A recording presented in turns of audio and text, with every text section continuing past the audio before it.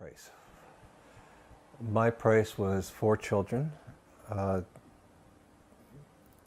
relationship, not a marriage because I wasn't married, but at the time, but a relationship.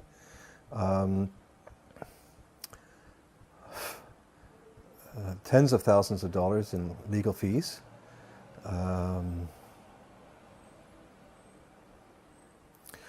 My career, my sanity, my health.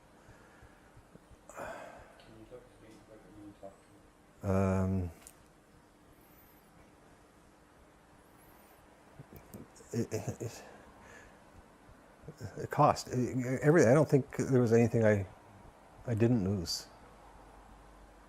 Yeah. I'm Stephen Beardwood. I retired after 17 years in the Canadian military. I was a medical assistant. I spent 7 years with the Airborne as a commando, with the battle group and the Airborne Regiment itself. I was deployed into Somalia in December 26th of 1992. Yeah, I was a single parent. My wife at that point in time had walked out, and I was on my own with a 3 and a 1-year-old. The diagnosis I received was post-traumatic stress disorder.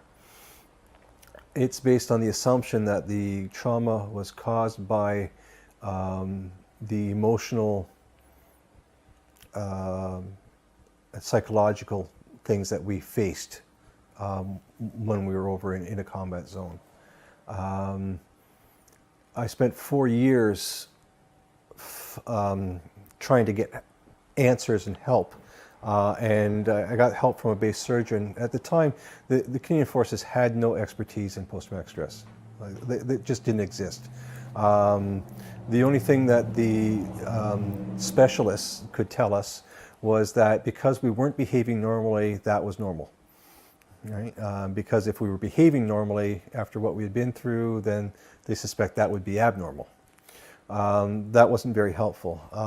So I managed Major Wojtek, was a base surgeon. I worked with him for a couple of years in Kingston prior to being released. And he helped me get to a post-traumatic stress specialist outside of the military. That was effective. That was the first time I heard also Mefloquine toxicity. And the real question on the post-traumatic stress is what separates, or where does post-traumatic stress end, and where does the side effects of what is now known as a neurotoxin begin? And mefloquine is a neurotoxin. What is Mefloquine was at the time we were taking it, I believe, an experimental anti-malarial medication. There were supposed to be controls on it. There weren't. The dosages, I don't know if they were correct or not. I mean, there's so much which is controversy. You know, where does it begin? Where does it end? But about 6 months into return, when I started getting back into training and stuff, I started having a severe stress reaction in that I had transfer in time and place in flashbacks. So the first one occurred in a beer store. I had gone to pick up a case of beer and I was surrounded by people, and all of a sudden I wasn't in the beer store anymore. I was back in Somalia and back into a situation there. And I went through 2 other episodes like that. One, I was actually on a field exercise, and it was November, and I was going through a trench system from one trench to another. And as I was walking, suddenly I was literally in the desert walking through a path, and I got to where my trench was, and that's when I kind of came out of it. And I knew that it wasn't real, but I knew that I was having a problem. And after the 3rd event, you know, that was the sort of like, okay, I think I need to get help.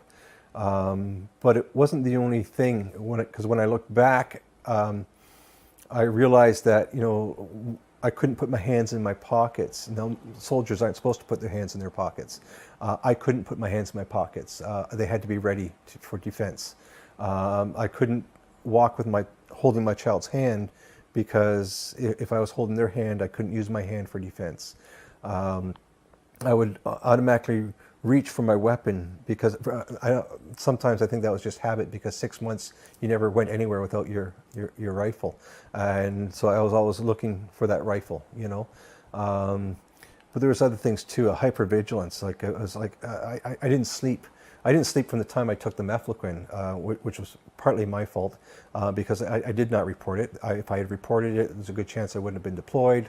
It wasn't likely that I was going to give up deployment.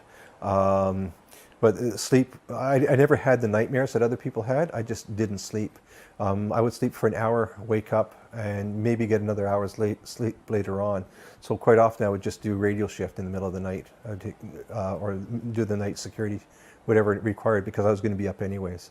But the sleep disorder continued even after I get home, and that turned into night terrors. So I would wake up screaming in the middle of the night, in cold sweats or hot sweats, whatever you want to look at it.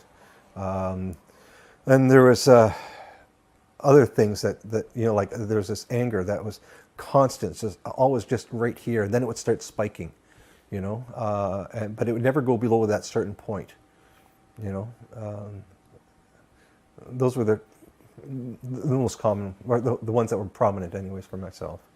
Those neural pathways are damaged, and it becomes a physical inability to connect, to have empathy, or to have that close intimacy. So you start distancing yourself. I mean, as a soldier, you know, you're already distanced yourself. You're going away for 6 months. You know, you've done extended training, so you've distanced yourself. You get ready to leave, and you know you're going to leave, so you withdraw emotionally anyways. So that's a natural thing. Now, normally, after your deployment, you come back and you re-engage. My problem was I couldn't re-engage physically. I was incapable of re-engaging. The neural pathways I needed were damaged or had died. Right? Because of the long, prolonged shutdown of those pathways. You try to imitate what you see, right? So you see compassion, so you pretend to be compassionate. You try to imitate it because you know it. You've had it in the past. It's something that you've owned, right? And it's just all of a sudden now you can't have it. NHL hockey players are performers, right? I mean, they have to perform, right? They're driven to do and perform at peak, right? They got to score those goals. And soldiers are no different. We're driven to perform. I was a parachutist, a mountain climber, a scuba diver.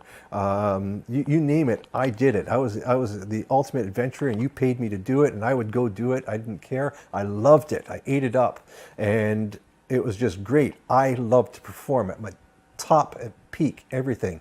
And then all of a sudden, here I am, and I can't connect emotionally, right? It's like someone's taking your performance and ripped it away from you, and now you can't perform.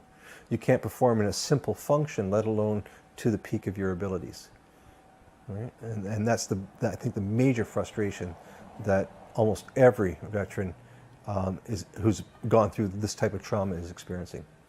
Children were not allowed to have their father to grow up with, to love them, to be a part of their life, to know that that's where they came from and who they're a part of and all that. Some other guy has raised 2 of my children completely.